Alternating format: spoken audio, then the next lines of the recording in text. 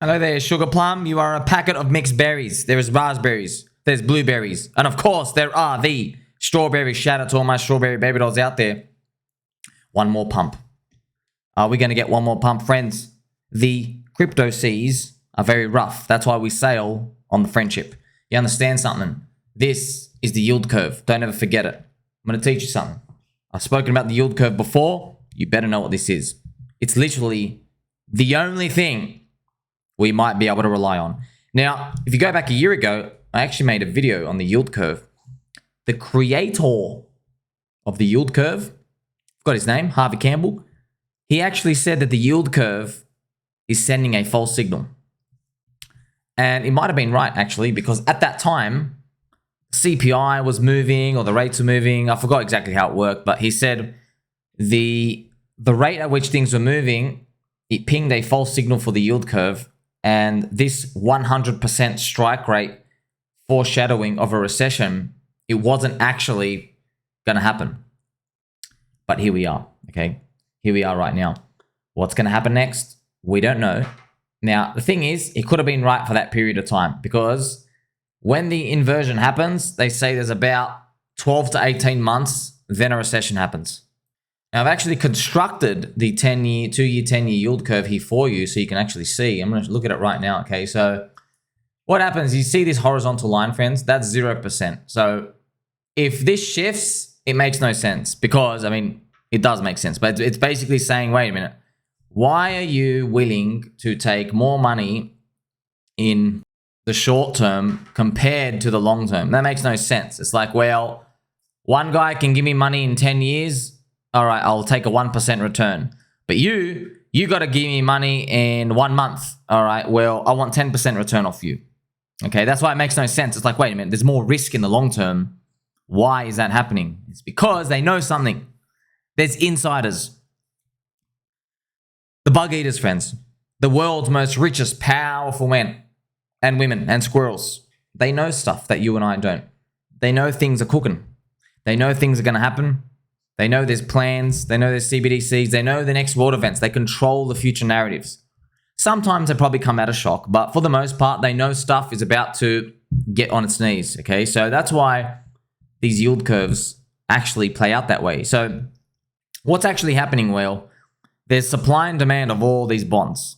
Yet, coincidentally, insiders who shouldn't have any extra information compared to you and me, they just so happen to know not to do that super risky investment in like a big factory or a politically risky country or a part of America that needs high GDP for business. Coincidentally, they just know not to participate. So when that happens, their footprints land in different parts of the market. It's because they know, friends. It's like, for example, imagine I'm walking with you and you and I go to a party. All right, we're partying. People got their pants are on and there's jelly beans everywhere, okay? There's a lot of people in this party, yet I knew a fire was going to break out. I could actually read the future, and so could you. Now, when you're in this party, you know, okay, don't tell anyone that a fire is going to start. But you and I, what we'll do is, throughout the night, we might hang out next to the front door so we can quickly run. But we won't tell anybody that the fire is coming. We won't even talk about a fire. We'll just hang there. You see that example I use, friends? It's a beautiful example because that's exactly what the yield curve is doing. The yield curve is their footprints, okay? These are the people. A fire is about to start, okay? We actually have the firemen here. The fire is about to start, and they know it. That's why the yield curve does this. All right. Now, I've also made this chart to show you too. These pictures, friends. Every single time it inverts, doom happens. Okay. The stock market crashes and crashes big time. And the US Fed has to cut rates. Okay. So what I'm doing is I'm just opening you to the world of macro.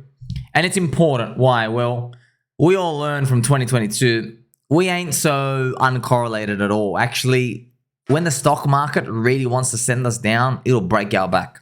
Even though we believe we are money, truthfully, we trade more like technology, which means we're like the 8th sector of the S&P 500, this little shadow kid running around Pirate Island, everybody's taking drugs and then playing chess, right? Waking up 3 days later, not knowing where they are anymore. That's what we are, okay, out there. And we're still trying to find our way. But when big stock market wants to send us down, we're going down.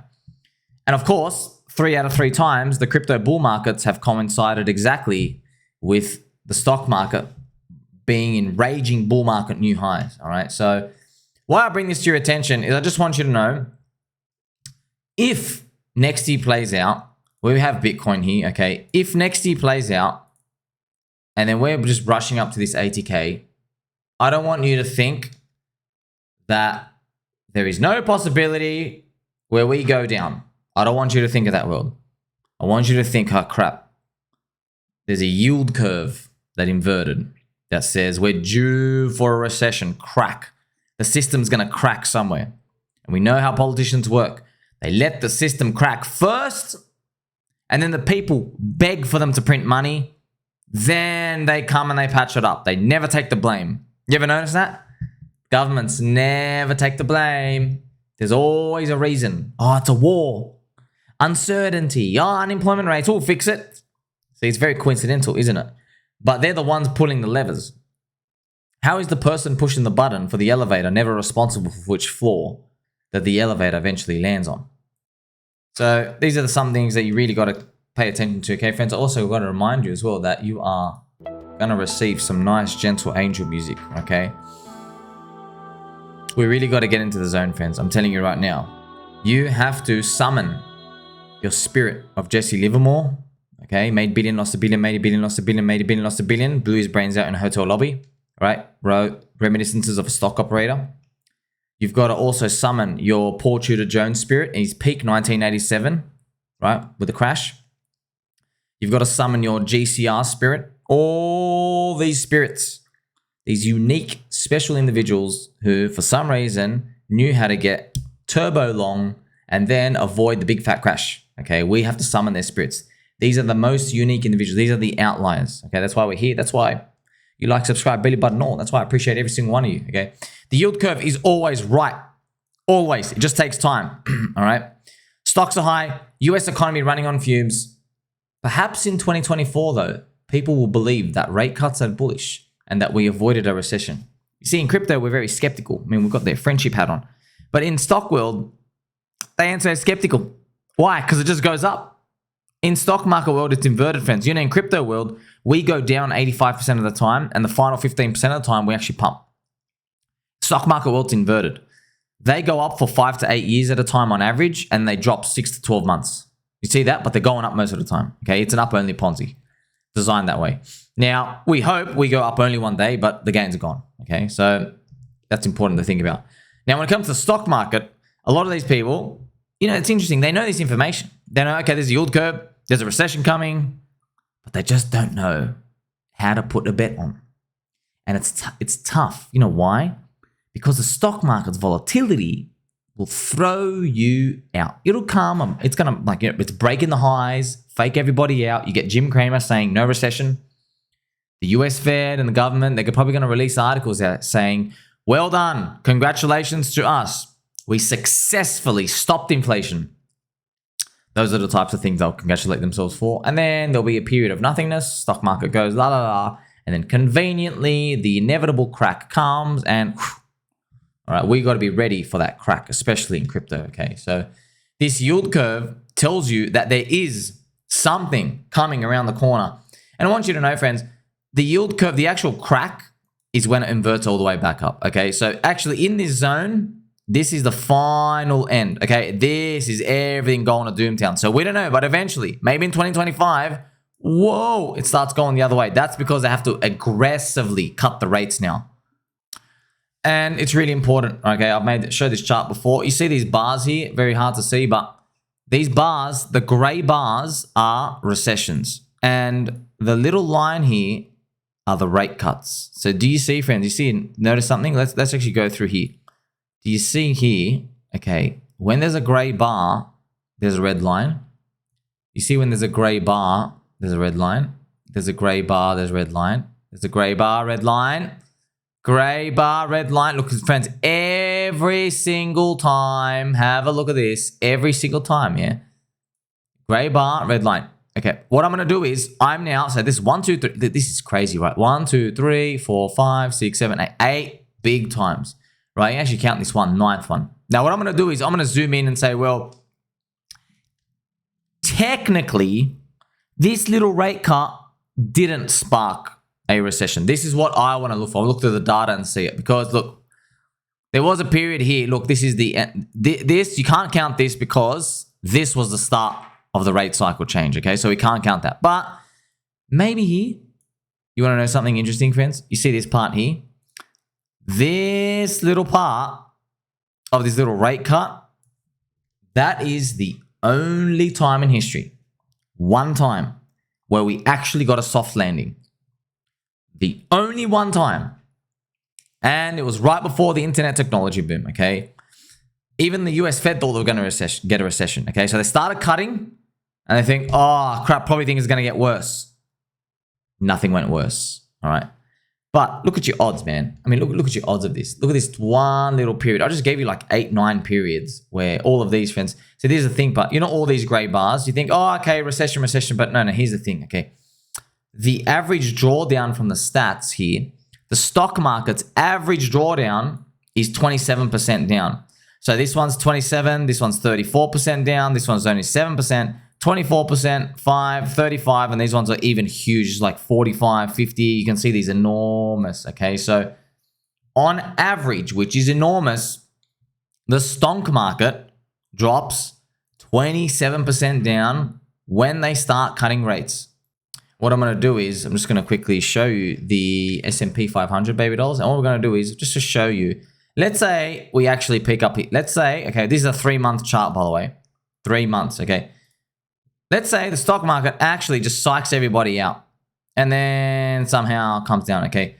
If it psychs everybody out up here, right, trades above 5,000, if you do a 27% drop, look at this, okay? See this drop here, friends? See, it doesn't look that much, but that's the average. I mean, who says it has to stop there? I mean, it could just go down 34%.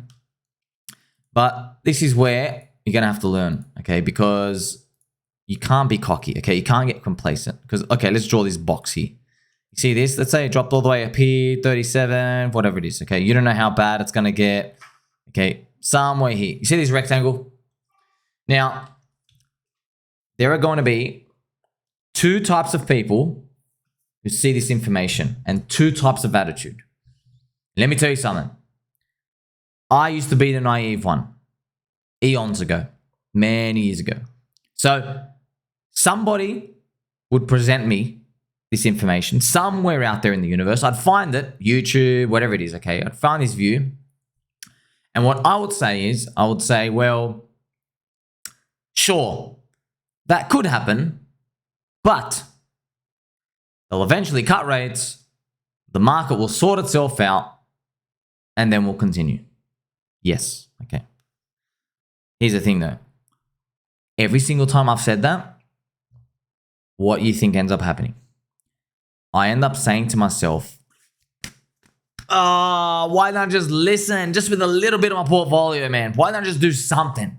Because it's easy to just sit here complacent and say, yeah, it's going to sort itself out. And guess what, friends? It eventually does. With years and time, it does sort itself out. It's one thing to say that. It's another thing to live through it. To see the news every day and see the red and the turmoil, the red candles and all the things and everything saying everything's going to doomtown. And you actually having to sit through that downside knowing that, man, retirement's just been pushed back again. It's a different mentality now. So bringing back this box again, if we got there and scared everybody, and I just want to remind you as well, okay, stock market, it does this, okay? You see this level here? I won't be surprised if it does this. Oh yeah, everyone thinks it's up only, and then we just come back for one more. It'll do something vicious like that. It hunts these lows, friends. I'm telling you, stock market's a predator. So this box though, I want you to think. The box got there. You now don't have the stock market in raging new highs. So the big Bitcoin targets everybody's thinking about, they're now in question. if you believe the stock market has strong correlation power to crypto, okay? If you believe we're just going to disconnect and go up only forever, I don't know what to say, friends. I mean, we're now in cycle number 4. You know, if we're going to do that, there'd be a lot more instances where we proved ourselves. Unfortunately, we just have this tug of war sometimes, but the jaws are clamping it down on us, okay? So that box, very important, because if you can believe one day, yeah, we do go back to that box, I just want you to think about all those people in crypto and where they're buying, okay? Are they buying because of Roca Negra's ETF? Did they buy Ethereum at 5, 6, 7, 8,000, expecting 10 to 12 to 14,000 because of Roca Negra's ETF there too? Is Jim Cramer calling for 100K plus? Is another country joining El Salvador? Did they make another statue of Michael Saylor? Okay. Did Ty Lopez come out and make another coin, right, to dump on everyone and just grift? I want you to think about these X factor signals. Did the US Congress ban themselves from owning stocks, just like the US Fed did at the top?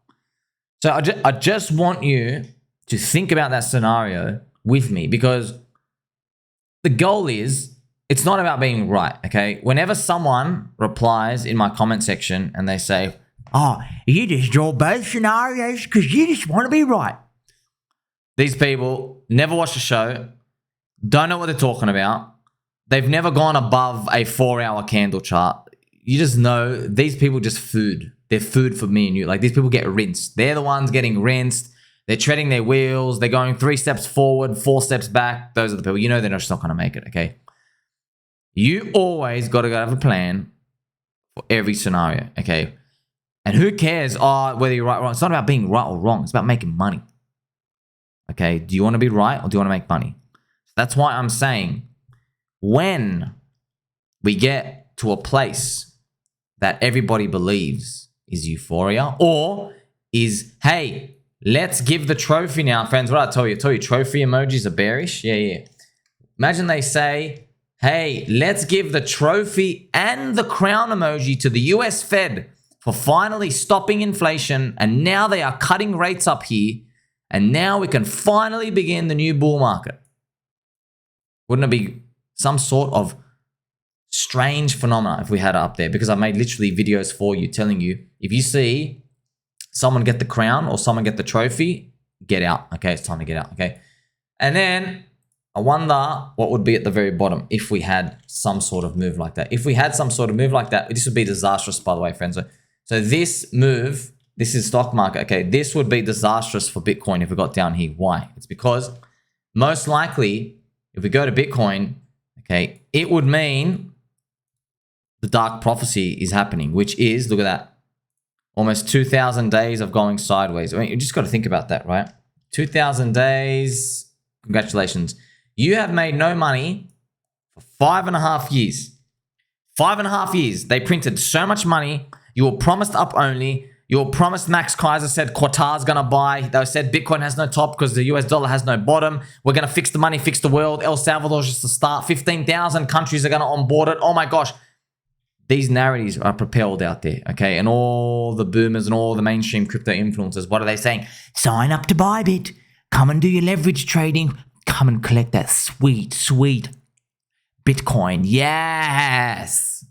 You got a 99% failure rate on leverage trading, okay? That's exactly an accurate representation of what they're like. If that happens, friends, not only will you be pissed off, but think about all those people who didn't buy our poop coins, okay? They didn't have a bull market. You are down after 5.5 years. You didn't even get a chance to get your 5x in Bitcoin. You know what I mean? You didn't even get a chance.